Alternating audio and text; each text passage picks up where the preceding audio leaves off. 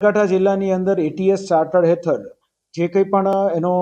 Charter મુજબના ગુનાઓ છે તેનું વધુમાં વધુ ગુના દાખલ કરવા માટે થઈને ડીજીપી શ્રી વિકાસ સહાય સર અને આઈજીપી શ્રી વિરેન્દ્રસિંહ યાદવ સર દ્વારા સૂચના આપવામાં આવેલ હોય તે સૂચના અંતર્ગત સાબરકાંઠા જિલ્લાની એસઓજી દ્વારા ઉશીના પોલીસ સ્ટેશન વિસ્તારની અંદર લાખિયા ગામ ખાતેથી એક આખું ગાંજાનું ખેતર પકડી પાડવામાં આવેલ છે, જેનો ટોટલ 558 જેટલા છોડ છે, જેનો કુલ વજન 226 કિલો જેટલું થાય છે અને 1,13,00,000 રૂપિયાનો મુદ્દામાલ ટોટલ કબજે કરવામાં આવેલો છે.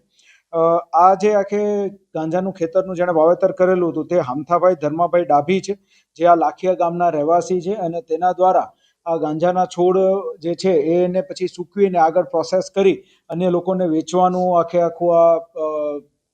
ગુનાહિત એક આખું કૌભાંડ કરવામાં આવેલું છે. તે અન્વયે નાર્કોટિક્સની સુસંગત કલમો હેઠળ ગુનો દાખલ કરવામાં આવેલો છે અને હાલ તપાસ ખેરોજ પીઆઈ દ્વારા હાથ ધરવામાં આવેલ છે.